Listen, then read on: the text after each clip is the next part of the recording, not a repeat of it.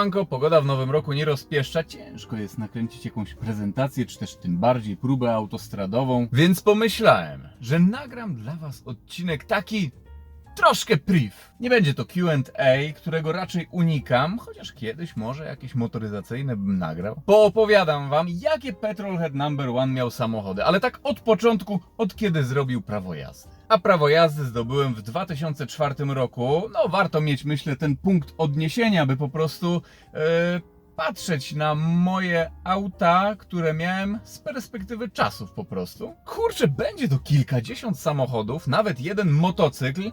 2 były w najmie długoterminowym, także w zasadzie nie moje. Ktoś by tutaj mógł napisać tylko banku na przykład, czy tam jakiejś firmy. Ale przecież wiecie, o co mi chodzi. Nie przygotowywałem się jakoś tak specjalnie. Na telefonie zrobiłem sobie listę samochodów jedynie. O każdym pojeździe Wam opowiem. Może zdradzę jakąś historyjkę, jak mi się akurat napatoczy. Pośmiejemy się trochę, ale z drugiej strony również popłaczemy, będą łzy. Nie no, żartuję, normalny, luzacki vlog. No i co, myślę, że możemy startować. Pierwsze moje auto. W takim 2004 bądź też 2005 roku jaki samochód wybierało się na ten pierwszy? No to co, były na przykład Hondy Civiki 5. i 4. generacji, jak dobrze pamiętam, Golf 2 bądź też 3, BMW E30, a wtedy E30 była bardzo tania przecież. Niektórzy też mogli wybrać Opla Corsę, może jeszcze inni jakąś Mazdę. A co wybrał Petrolhead #1 na swój pierwszy wóz? VAG Nation, hashtag. Volkswagen Golf 3, 1.9 TDI GT Special. Był to Poliv, rocznik 96. Auto w zasadzie kupiłem seryjne, ale je później troszeczkę zmodyfikowałem. Pierwszą modyfikacją był chip tuning, silniczek jaki tam był 1.9 TDI, 1Z 90 koni. Chipa zrobiłem jakoś na 115 czy 120 koni, nie pamiętam. Później doszło bra na maskę, zawieszenie, pamiętam chyba amortyzatory koni były i sprężyny jakieś obniżające 60-40. Pojawiła się też dokładeczka od VR6, jaki to był niski samochód, ale ja chciałem właśnie, żeby był jak najniższy, ciężko się nim jeździło, ciągle obcierałem o coś. Ale jakoś mi się to wtedy podobało. Pamiętam, był to bardzo oszczędny samochód. Można było zejść nim do 3 litrów nawet, jak się tak jechało bardzo spokojnie. Kurczę, jakie miał wyposażenie? No GTN, czyli tam plastikowe dokładki, ale były skóry, tempomat, klima automatyczna, podgrzewane fotele, komputer pokładowy, szyberdach. Całkiem fajnie wspominam ten samochód. Przyznam, prędkość maksymalna wynosiła jakoś 220 z góry kiedyś pędziłem.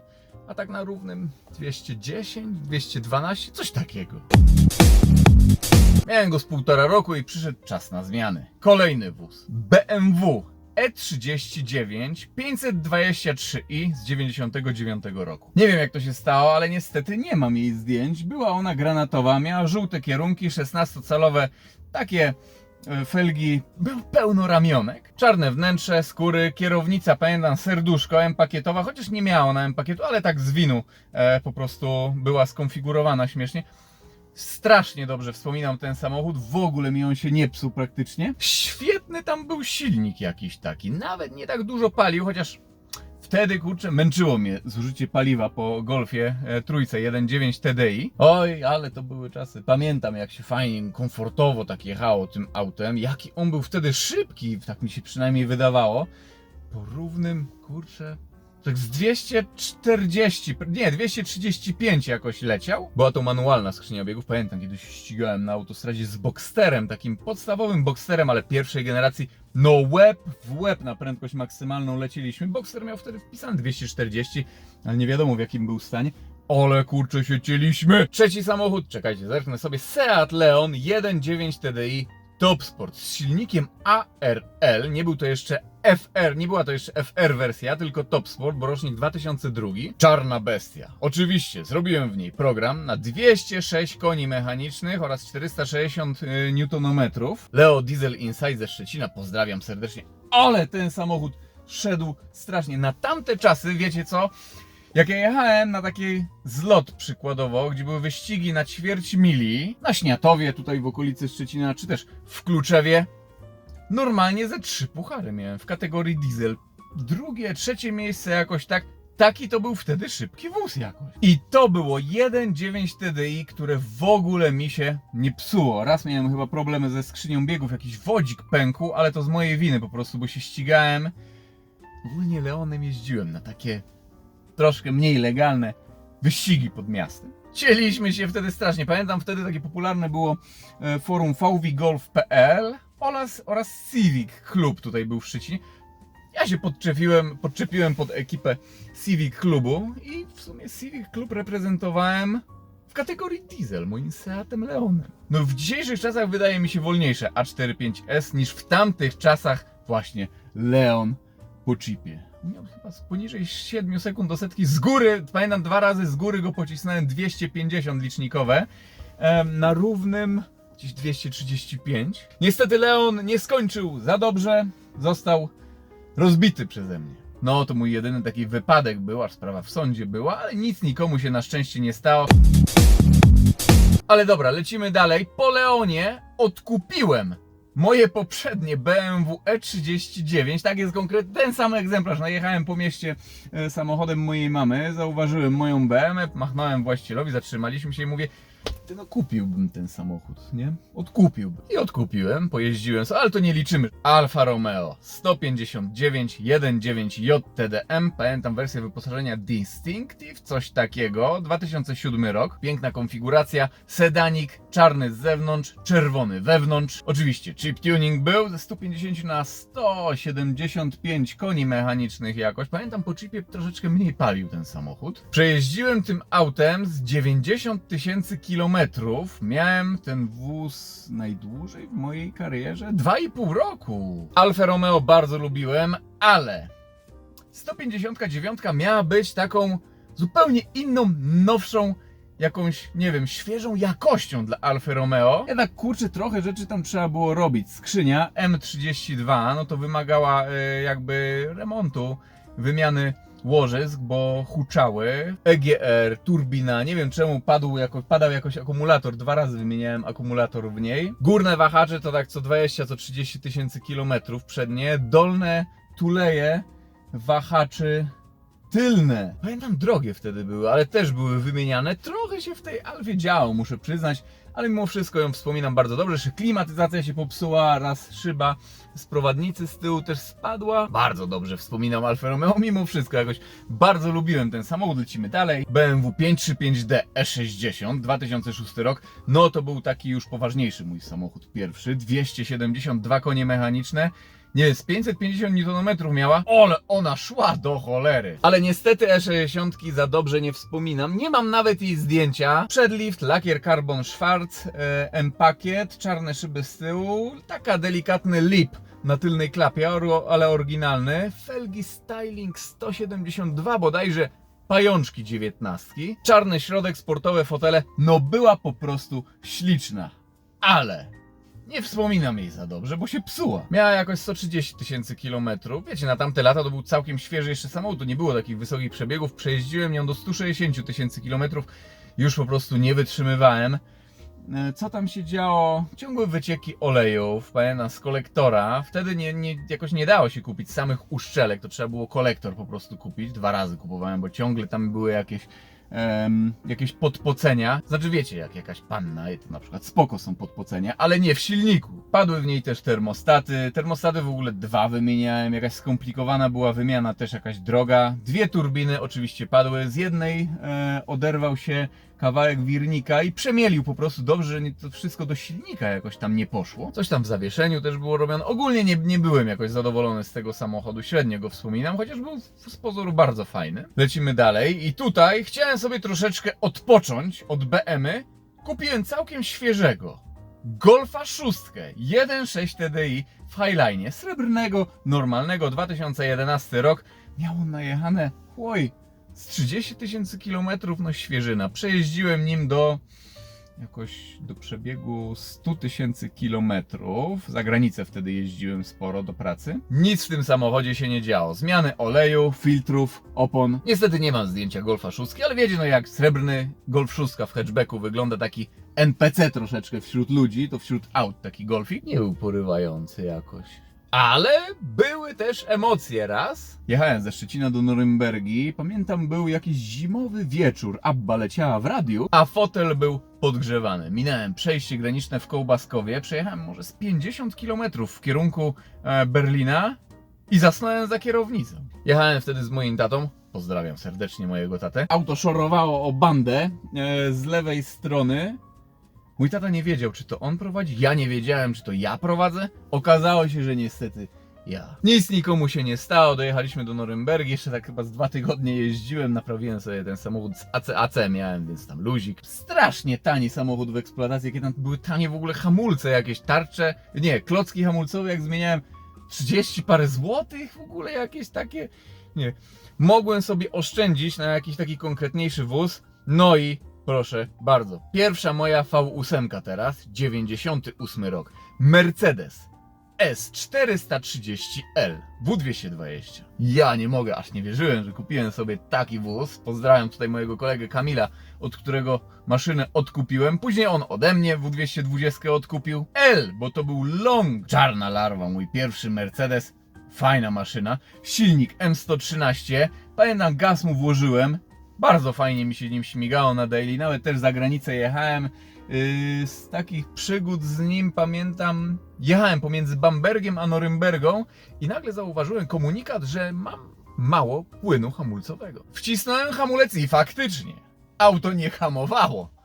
No ale dobra, tam się zmieniało biegi, pamiętam plus minus, no to jakoś wyhamowałem, zjechałem do takiego pobliskiego warsztatu przy autostradzie. Akurat niedaleko było takie biuro architektoniczne niemieckie, gdzie pracowałem, no i tutaj i szef tego biura, Stefan, pozdrawiam serdecznie, jeśli to ogląda, pokierował mnie właśnie do serwisu, który robi Mercedesy, taki nieautoryzowany.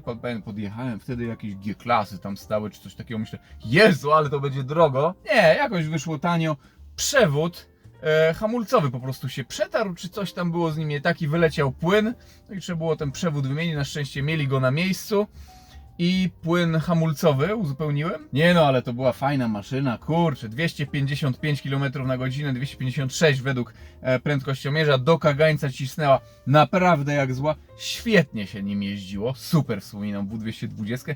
Pamiętam, ona była taka dość pancerna, w zawieszeniu za bardzo nic nie trzeba było robić, jakieś takie kurczę, zaworki chyba przednich amortyzatorów u góry wymieniałem. 2 razy bezpiecznik wymieniłem, bo nagle przestała mi działać tutaj pneumatyka wyposażenia wnętrza, czyli zagłówki tylne, one się chowały i wysuwały do góry. Było dociąganie drzwi, nie działało wtedy dociąganie drzwi, zamki drzwi, nie chciał się samochód zamknąć.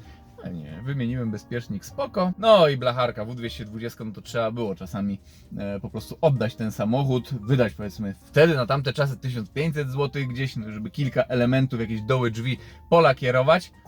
Fajny to był samochód. Aha, i pamiętam, W220 miałem jednocześnie z Golfem 6.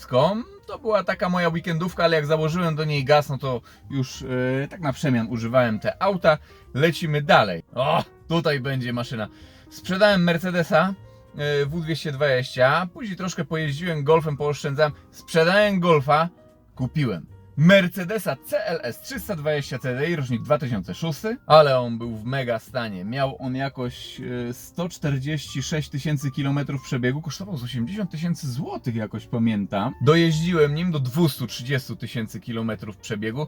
Eksploatacja tego auta, no wymiany oleju skrzyni biegów, oleju w silniku, trochę tam litrów było, to kosztowało, ale z usterek, no to linka raz od szyby pasażera się jakby rozwarstwiła, trzeba było wymienić wszystko. 400 zł używany jakiś cały stelaż. Kabelek się przetarł, no to tylne światło stopu w klapie nie działało. Jakaś tam uszczelka od intercoolera, drobiazg, raz świeca, jak byłem na urlopie we Włoszech. Świeca, nie wiem dlaczego, 30 parę stopni nagle świeca nie działa. Ale tak naprawdę w ogóle z tym samochodem nie miałem żadnych problemów, bardzo też fajnie go wspominam. Fajna to była taka konfiguracja, zawsze mi się CLS-y podobały. Pamiętam kiedyś, pierwszy raz jak zobaczyłem CLS-a, jak byłem na nartach z rodzicami w Austrii, no to po prostu kazałem sobie przy CLS-ie zrobić zdjęcie. Tak mi się ten samochód podobał. No marzył mi się, aż nie wierzyłem, że w ogóle kupiłem CLS-a. Świetny wóz. Wchodziło się do niego i zapach był taki, jak w jakimś sklepie ze skórzanymi torebkami.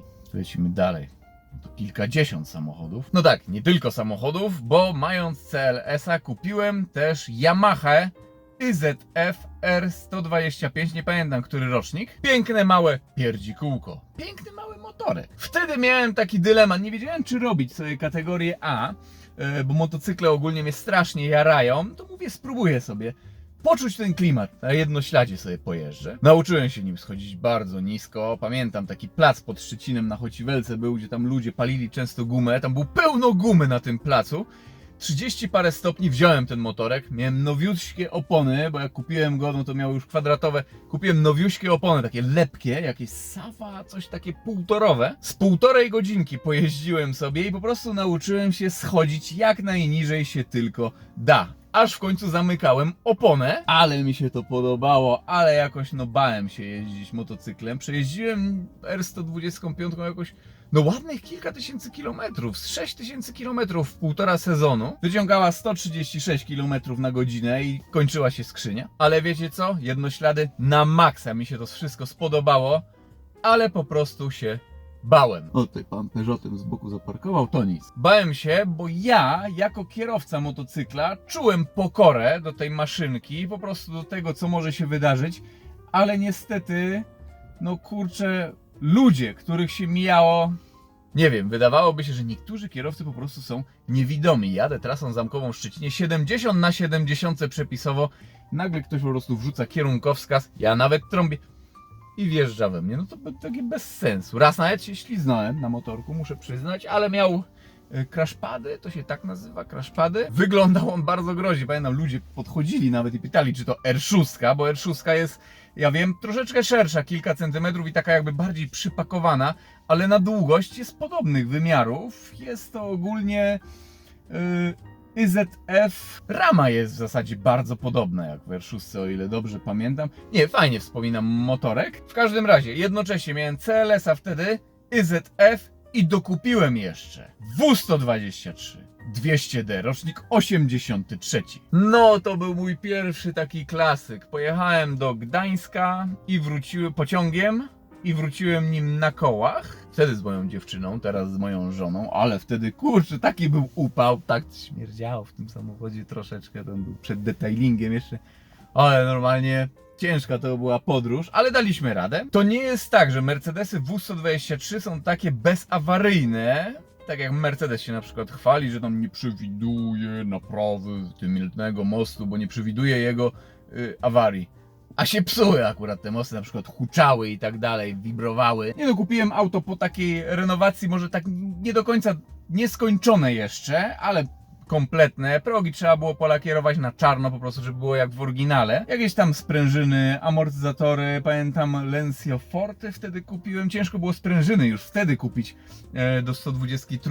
Kupiłem jedne, no to była ona troszeczkę za wysoko, kupiłem drugie, to jakieś coś za sztywno. No powiedzmy, władowałem w nią w takie odpisowanie z 3-4 tysiące złotych. Pamiętam, zrobiliśmy taki remont silnika, kosztowało to chyba z 600 zł, po prostu trzeba było wymienić końcówki wtryskiwaczy, zobaczyć czy tam pompa jest wyregulowana, zawory, poduszki silnika były wymienione, linka licznika, pamiętacie na pewno jak byliście mali, jechaliście 123, albo po prostu, no starsi widzowie też mnie oglądają, mieli 123 w latach 90, no, tam liczniki tak skakały troszeczkę, niektórzy powiedzą, że to taki klimat, to nie jest wcale ustek, nie! Petrol Number One wymienił linkę, która szła do skrzyni biegów i wskazóweczka już wtedy ładnie szła. Kurczę, Mercedesem to się nawet wybrałem. Wtedy no, w Norymberdze pracowałem w biurze architektonicznym i robiłem kalkulacje budowlane. No i tak na weekendy wracałem. W tygodniu byłem w Niemczech, w Norymberdze. Raz sobie pojechałem 123 do Norymbergi, to miałem ze 2 karteczki nawet, że tam że jakiś Niemiec chce po prostu odkupić ten wóz. Steuert. Von daher bleibt vieles auch privat und ich denke, das ist auch gut so. Das braucht es sicherlich an der Stelle auch, weil es ja doch auch sensible Themen sind. Aber es ist wirklich ein Thema für junge Leute, dass sie beschäftigt. Die Frage. Kurczę, na początku było na czarnych blachach, ale to był Lancior. Tak mi się, ja żałuję w ogóle, że sprzedałem ten samochód. Ale musiałem, to za chwilę. Kolejno, sprzedałem CLS-a, otworzyłem działalność i chciałem pierwszy samochód taki, żeby koszty po prostu były w działalności. Zdecydowałem się na Renault Talismana 1.6 DCi Intense wersja, 2016 rok. Była to demówka z przebiegiem, nie wiem, 800 km czy coś takiego i no to była taka, rozpoczęła się moja przygoda z YouTube'em wtedy. Pozdrawiamy tutaj pana Zachara Zawadzkiego. Miałem straszne problemy z tym samochodem ogólnie, z jakością tego samochodu, z usterkami. Taka kulminacja nastąpiła przy 9-10 tysiącach kilometrów. Tam, Jezu, nawet tylna belka była wymieniana, jakieś wibracje, jakieś śrubki w nim odpadały. Pamiętam, mechanik to mi dał już śrubki po prostu w dłoni, mówi pan, nie musi przyjeżdżać, niech pan sobie po prostu wkręca te śruby, bo szybciej to będzie. No oni byli świadomi też, mechanicy, problemów tego auta, no trudno. Niektórzy mi wtedy zarzucali, że o, tą demówkę kupiłeś i się czepiasz. Kurcze pieczone. W demówce czemu by miały śruby na przykład odpadać od jakichś tam, nie wiem, elementów zewnętrznych, czy tam elementy się odkształcać, jakiś emblemat odskoczyć. Po prostu takie to były jakieś jakościowo. Nie wiem, jak po lifcie było z talizmanem, ale wtedy talizman, pierwsze takie wypusty to była po prostu, o Jezu, Laguna Trójeczka. To był przy talizmanie aniołek po prostu. No i wtedy właśnie odezwałem się do pana Zachara i pomógł mi rozwiązać tą sprawę. Po prostu musiałem nakręcić film o tym samochodzie, taki teścik. Po publikacji tego testu szybciutko się sprawa rozwiązała, auto zostało oddane i tak dalej. No nie chcę tutaj wchodzić w szczegóły, ale był taki czas, że po prostu przez pół roku ten samochód nie był ruszany, nie mogłem jakby nim jeździć i korzystać z niego, no to musiałem sprzedać niestety 123, by kupić jakiś samochód, którym mogłem jeździć do pracy do Norymbergi. Była to Skoda Superb drugiej generacji. Nie mam niestety zdjęcia Superba, ale był to taki papieski kolor, taki typowy superbowy kolor, typowy taki Superb 2 drugiej generacji w liftbacku. Wersja wyposażenia nie pamiętam, ale skór nie miał, ale 2.0 TDI, 170 koni, DSG, co najważniejsze, wyciągał 240 prawie z górki, seria, a z nim nie miałem jakichś takich przygód, jeździłem, nie wiem, 40 tysięcy kilometrów, 30, coś takiego. I mając go, kupiłem kolejną taką moją weekendówkę, Mercedesa E55 AMG, rocznik 98.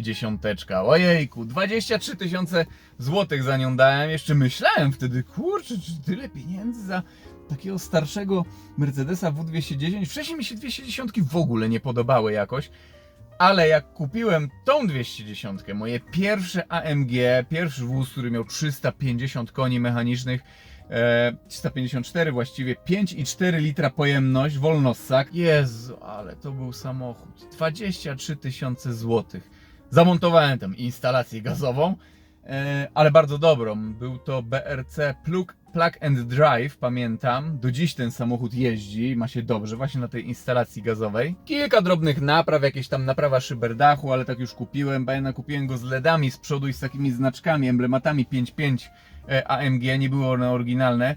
Wywaliłem te dwie rzeczy chyba w pierwszego dnia jak kupiłem.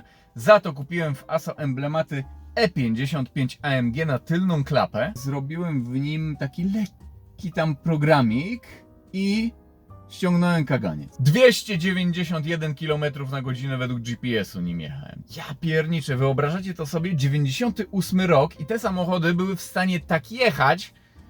To wtedy Ferrari takie F355 wyciągało mniej więcej tyle. Było to coś niesamowitego. Lecimy dalej.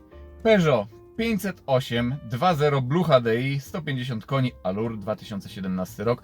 Mój pierwszy samochód taki z salonu, nie była to demówka, z salonu. Allure, była to wersja z LEDami jeszcze, podgrzewanymi fotelami, nawigacją.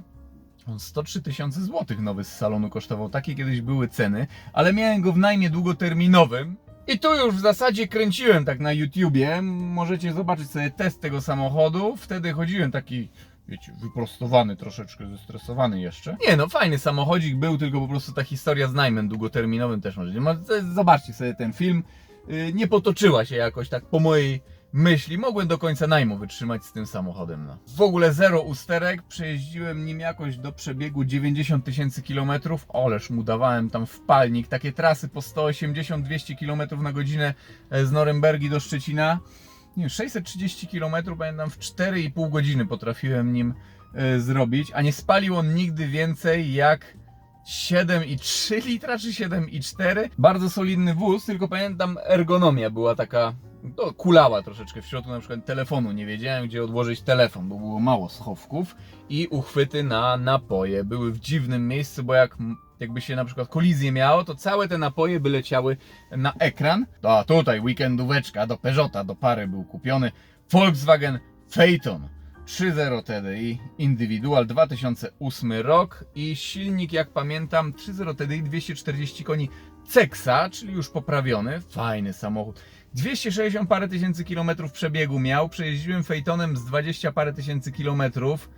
Nie psuł się ten samochód w ogóle jako solidnego bardzo wspominam, świetnie nim się jeździło, troszkę palił po mieście jak się jeździło, tak 12,5-13,5 litra, ale co w nim robiłem, no to w zasadzie rzeczy, które były uszkodzone podczas zakupu już, jak ja go kupiłem, czyli poduszki silnika z 1200 zł, pamiętam, wszystkie wymieniłem.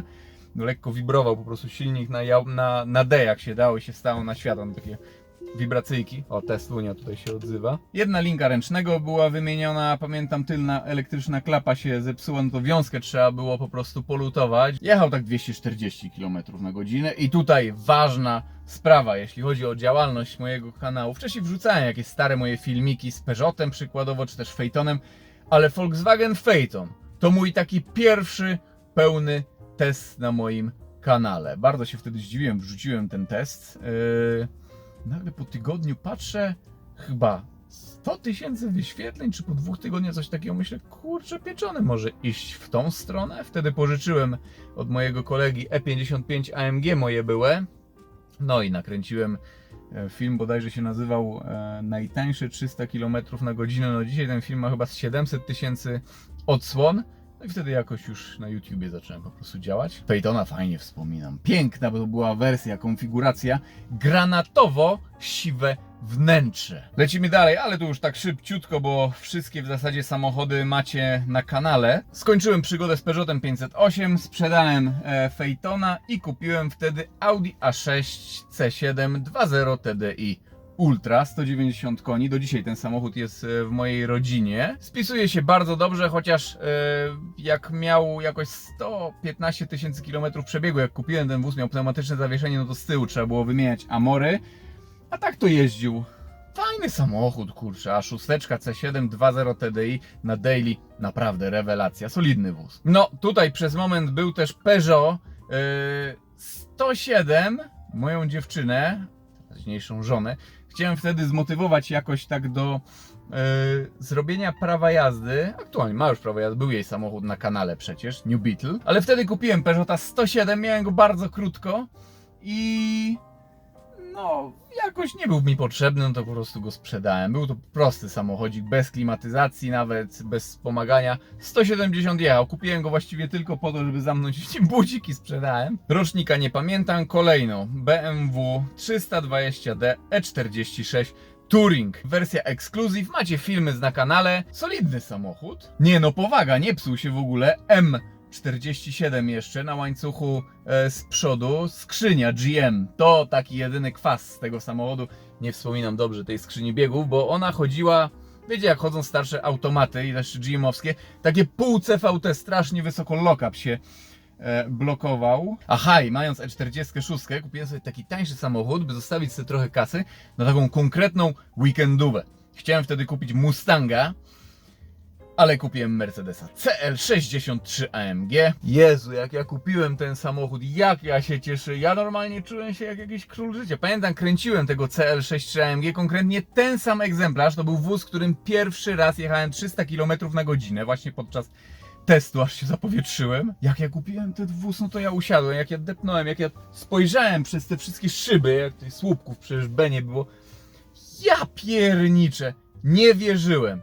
Wcześniej Rok wcześniej kręciłem ten wóz i mówiłem, że nie wiem, czy kiedykolwiek będę mógł sobie pozwolić na to. Kupiłem. Był to wspaniały wóz, strasznie dobrze go wspominam. Troszkę ludzie tak się patrzyli na mnie, to się bali, chyba nie jak jakiś bandyta, myśleli, że banditen leci CLN. No to po prostu Petrolhead number one. Zmieniłem E46 na Fiata Bravo z 2009 roku, 1.4, 16 zaworów, macie film na kanale. Bardzo zadbany wóz, mały przebieg, taki prosty samochodzik do śmigania na co dzień, troszkę tak siły nie miał, szczególnie jak się w 3 osoby jechało i tak 140 to już było ciężko, ale taki dupowozik taniej w eksploatacji jak najbardziej. Pamiętam przy próbie autostradowej, jak jechałem nim najszybciej jak się tylko dało, włączał się alarm. Nie wiem dlaczego. Kolejno miałem ciągle CL-a, wymieniłem Fiata na Priusa. Chciałem mieć pierwszą hybrydę, pojeździć sobie po prostu hybrydą. Spoko nawet wspominam Priusa, był to bardzo plastikowy w środku i troszkę słabo wyciszony samochód, ale jego walory użytkowe, duży bagażnik, bardzo wygodne fotele. Ja myślałem, że to w ogóle tak odczuwałem, jakby na rynek amerykański ten samochód był zrobiony. Strasznie mało ten wóz palił. Od 4,5 do 5 litrów już z tankowania nawet. Coś niesamowitego, tak pomyślałem wtedy. Nauczyłem się jeździć porządnie hybrydą, by pobijać rekordy w moich testach eco-drivingowych. Sprzedał się ten wóz w 24 godziny. Pozdrawiam tutaj kolejnego właściciela, który przejechał po Priusa z Legnicy, Priusem 2. I okej, mając Priusa sprzedałem CL-a i kupiłem Audi S7, ponieważ chciałem mieć, tutaj Audi S7, 2014 rok, chciałem mieć mocniejszy dół względem CL-a, także wybrałem jednostkę 4.0 TFSI Biturbo, także dół tutaj był, oraz napęd Quattro, by ten samochód po prostu, nie wiem, czasami jakaś jest gorsza pogoda, czy coś chce sobie skorzystać z osiągów, no to Quattro, no to trakcja, hashtag. No i szybsza skrzynia biegów, procedura startowa. Audi, pamiętam, miał 100 000 niecałe kilometrów, ale już musiałem robić przednie zawieszenie. Nie było tam tragedii żadnej, ale po prostu ja lubię mieć auta po prostu doprowadzone tak do stanu tip-top. Jedyna modyfikacja w niej ściągnięcie kagańca, żeby sprawdzić po prostu ile ona wyciśnie. Może z 3 razy ją jechałem maksymalną prędkością. Wynosiła ona 300 km na godzinę równo. 303 według prędkościomierza. Audi, pamiętam, było takim autem, mało paliło, to moje najoszczędniejsze V8 jakie miałem, dało się nim zejść nawet tak do 7,5 litra, jeżdżąc przepisowo krajówkami czy też autostradami do 120 km na godzinę, takie wiecie, 80 do 120, to takie 8 litrów, no powiedzmy, 9,8 paliła przy 140, tak nie zwalniając. Ale na weekendy to była chyba ona troszeczkę za grzeczna. Sprzedałem Priusa i kupiłem Renault Lagunę 1.6, 16 zaworów w wersji Concorde, samochody używane.net, pozdrowienia tutaj dla Michała. Michała to w ogóle znam bardzo długo, tutaj cofnę się jeszcze do Golfa trójeczki. To właśnie od Michała kupiłem zestaw amortyzatorów Koni obniżających sportowych i z Michałem w Wełtyniu wymienialiśmy te amortyzatory. Tyle się lat znamy. Ale dobra, jeśli chodzi o Lagunę, po prostu przyjechałem kiedyś do Michała zobaczyć auta, w ogóle zapytać, co tam u niego słychać. Patrzę, kurczę, jaka stoi tutaj Lagunka. Byłem wtedy S7, wsiadłem do tej Laguny. Jak usłyszałem, jak ten komputer pokładowy tutaj do mnie mówił, die Control Systeme sind, coś tam takiego, po niemiecku ta Laguna mówiła. Jak usiadłem w tych welurach, jak zobaczyłem stan tego samochodu, kosztowała ona 5000 zł. Mówię, bierę. I nawet przez jakiś czas. To było moje daily. Wiecie, kurczę, motoryzacja ma różne smaki i trzeba po prostu próbować wszystkiego. No i dla mnie to nie było niczym dziwnym, że miałem na przykład jednocześnie S7 i Lagunę 1. Po prostu były to fajne samochody, według mnie. Ale Lagunę miałem troszeczkę czasu, też do dzisiaj żałuję, że ją sprzedałem, bo była taniutka, a w pięknym stanie, tam w ogóle rdzy nie było, czy coś takiego. Mam nadzieję, że nowy właściciel się cieszy z tego samochodu. Lagunę sprzedałem, chciałem mieć troszeczkę nowsze daily. Volkswagen Passat B8 2.0 TDI 190 koni, no to jest już na kanale, wszystkie jego, no kurczę, ale już mówię, już 56 minut się nagrywam, będzie film troszkę krótszy, ale już się nagrywam tyle. Filmy z Passatem są na kanale, test spalania, próba autostradowa, bardzo fajnie wspominam ten wóz, może bym nim nawet jeździł trochę dłużej, przejechałem nim, nie wiem, z 20-30 tysięcy kilometrów. Nie pamiętam. Ale to już był taki naprawdę kompletny, fajny samochodzik, bardzo nowoczesny. Pamiętam, wtedy miałem jednocześnie S7 i Passata. No to nawet multimedia wydawały się znacznie nowocześniejsze niż w S7. Nawet liczniki LCD, jakieś takie... Tempomat chyba aktywny, nawet w nim był Lane Assist. Mając S7 oraz Passata, postanowiłem zrobić taki pewien eksperyment. Otóż kupiłem samochód, w którym właśnie siedzę. Tesla Model 3. Szczerze mówiąc, miałem jednocześnie i V8 Biturbo, czyli już taką bardzo fajną V8, i Passata 2.0 TDI B8, który miał naprawdę duży zasięg, bo tutaj zawsze jest problem, jeśli chodzi o auto elektryczne, to jest jedyna w ogóle rzecz, na którą się patrzy w aucie, to zasięg. Według niektórych, no ja pierdzielę. Sorry, miałem miesiąc czasu te 3 samochody, Teslę, Passata i S7. Po miesiącu sprzedałem S7 i Passata i została Tesla. Zrobiłem nią już 63 000 kilometrów, jakoś teraz będzie. Byłem parę razy w ASO, ale może kiedyś jakieś podsumowanie zrobimy. A jakieś pierdoły typu lampa parująca, czy tam kropelki w lampie, jakiś tam limiter drzwi, bo cykały. Żadnych w ogóle tutaj nie ma problemów takich, że tam bateria, czy tam silnik padł, czy jakieś tam od wspomagania coś, od klimy, nie wiem. Jest to chyba jeden z moich fajniejszych samochodów, dlatego mam go no już jakiś czas, sporo nim kilometrów zrobiłem i w ogóle nie widzi mi się nawet wymiana Tesli na coś innego. Może na Mercedesa EQE bym wymienił, ale to za rok, jak się zamortyzuje, ale szkoda mi będzie Tesli, w ogóle sprzedałem, może ją zostawię nawet dłużej. No i co, mając Teslę, kupiłem Volkswagena Passata B5 1.9 TDI z 2005 roku. By poznać jego fenomen, niektórzy tutaj też mi pisali w komentarzach, że nie dajesz rady z takim małym zasięgiem, to musiałeś sobie Passata, czekajcie, Passata na trasy kupić. Tak mniej więcej się czyta te komentarze. Otóż nie, faktycznie kupiłem tego Passata tak na YouTube z ciekawości. Nigdy takiego Passata nie miałem, a przecież wszyscy oni mówią, że taki rewelacyjny samochód. No kurcze pieczone! Zapraszam tutaj do filmu z podsumowania Passata B5. Była to straszna wtopa, ale mając Passata B5 jednocześnie i Teslę, kupiłem też Poloneza Atu Plus. W sumie to bardzo przypadkowo i aktualnie ten Polonez jest w renowacji w Old Merc Garage. Kurs 185 według GPS-u chyba poszedł. Obiektywnie nie jest to jakiś rewelacyjny samochód, ale naprawdę bardzo klimatyczny. I jak się okazało, jest on w bardzo dobrym stanie, w oryginalnym lakierze. Teraz już nie będzie miał fragmentami po prostu będzie polakierowany. No wiecie, takie małe rdzewki czy jakieś niedopracowanka, ale Tomek z Old Merc Garage tutaj ostro walczy z nim, by jak najmniejsze po prostu fragmenty były w nim polakierowane, by jak najwięcej oryginalnego lakieru zachować. Ale będzie piękny ten Polonezik. Fajniejszy jest chyba od Passata B5, naprawdę. Ja wiem, że pasażerze tutaj zaraz mnie tam kurczę tam jakimś kijem. Z Passatem B5 to było tak, że on wręcz mnie strasznie zraził do starszej motoryzacji, do starszych samochodów. Się nawet zastanawiałem, czy w ogóle kiedyś kupię sobie po prostu tak na faskę jakiś starszy samochód, bo już tak mi zrył banie.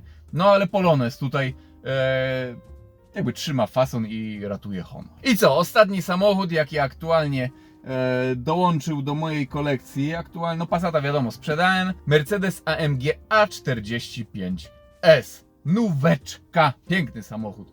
Ostry Hyper Hatch. Topka w Hyper Hatchach. Ale o Mercedesie wam tutaj więcej nie będę mówił. Będziemy sobie kręcić z nim filmy.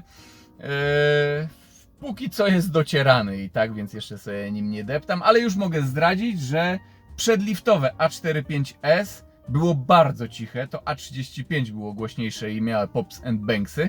Nowe, poliftowe A45S już sobie nawet troszkę popierduje. Także na dzień dzisiejszy jest praleczka, moja kochana, w której właśnie siedzę. Jest wiertareczka, która jest aktualnie docierana w postaci tego właśnie małego AMG. W ogóle te AMG też białe, takie fajne nawiązanie do 123, którą naprawdę nie mogę przeboleć, że ją sprzedałem. Strasznie fajny był to samochód. 27 sekund do setki miał.